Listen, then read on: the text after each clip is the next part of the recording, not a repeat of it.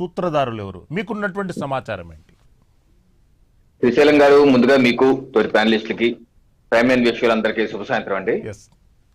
ఈరోజు జగన్మోహన్ రెడ్డి గారి ప్రభుత్వంలో జరిగినటువంటి ఒక పెద్ద అవినీతి లిక్కర్ కుంభకోణం. ఇది ఎలా చేశారు ఏంటి అన్నది ఓ పక్కన ఎస్ఐ, ఇంకో పక్కన నిన్నగాక మొన్న చెవిరెడ్డి భాస్కర్ రెడ్డి గారి ఇంటికి ఎన్ఫోర్స్మెంట్ డైరెక్టరేట్ వెళ్ళింది.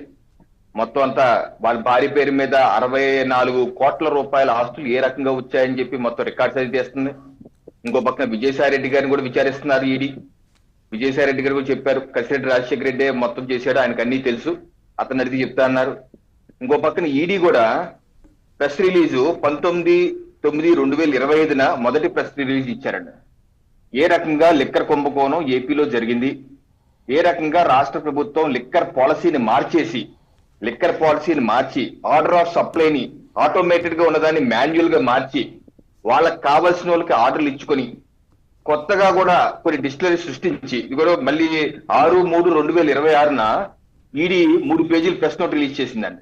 మొత్తం వాళ్ళందరినీ విచారించి కొన్ని అటాచ్మెంట్ చేసి 1048 కోట్లు దీంట్లో రాశారు. చూడండి 3వ పేజీలో ఈడీ ఇన్వెస్టిగేషన్ ఇక్కడ రాశారు. ఆన్లైన్ లో ఉంది, వీక్షకులు ఎవరైనా చూడొచ్చు. ఎన్ఫోర్స్మెంట్ డైరెక్టర్ వెబ్సైట్కి వెళ్తే ప్రెస్ రిలీజ్ క్లిక్ చేస్తే దాంట్లో వస్తాయి.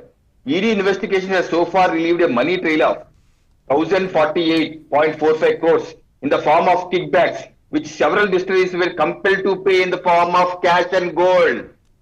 క్యాష్, బంగారం రూపంలో ఏదైతే సప్లయర్స్ ని ఫోర్స్ చేసి వాళ్ళ దగ్గర డబ్బులు గుంజుకున్నారు అని ఈడీ నిర్ధారించి ఆ ట్రైల్ కూడా, ఆ మనీ ట్రైల్ కూడా ఐడెంటిఫై చేశారు.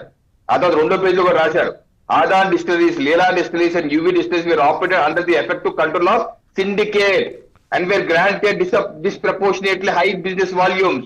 ఈ రకంగా ఆ 3 డిస్టిలరీస్ కాదు, మిగతా డిస్టిలరీస్ కూడా ఈ సిండికేట్ చేతిలో పెట్టుకుని వాళ్ళు మొత్తాన్ని కంట్రోల్ చేశారు.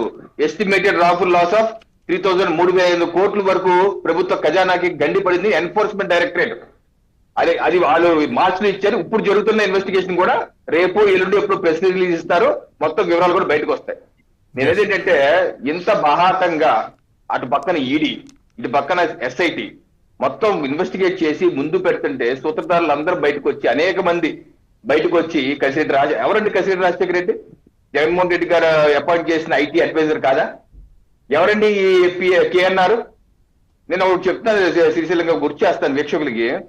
వైఎస్ రాజశేఖర రెడ్డి గారు ముఖ్యమంత్రిగా ఉన్నప్పుడు అండి ఆయనకు ఒక పిఏ ఉండారు, నారాయణ రెడ్డి గారు, సూర్యనారాయణ రెడ్డి, సూర్యుడు అంటారు. అది ఆ సూర్యుడి గారి మీద, ఆయన మీద కూడా ఇది ఆదాయం మించిన ఆస్తులు పోగేశాడని చెప్పి 2012-13లో కూడా ఆయన అరెస్ట్ చేయడం జరిగింది.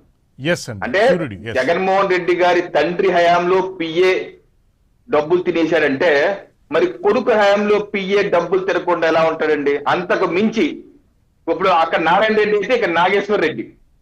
ఇది ఆయన నాగేశ్వర రెడ్డి గారు పేరు కూడా చూడండి కొద్ది కలిసింది. అంటే ఆవు చేలో మేస్తే దూడ గట్టులు మేస్తుందా అన్నది చందంగా తయారైంది. ఇప్పుడు నారాయణ రెడ్డి గారు ఏంటి, ఈయన 2003లో ఆ సాక్షి పేపర్లో రాశారు నిన్నగా మొన్న.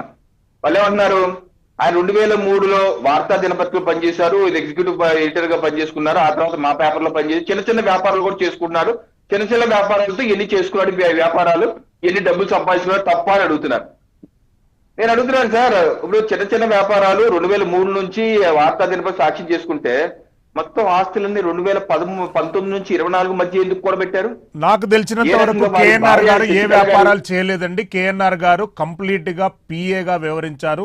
వైఎస్ జగన్మోహన్ రెడ్డి గారు మొదటగా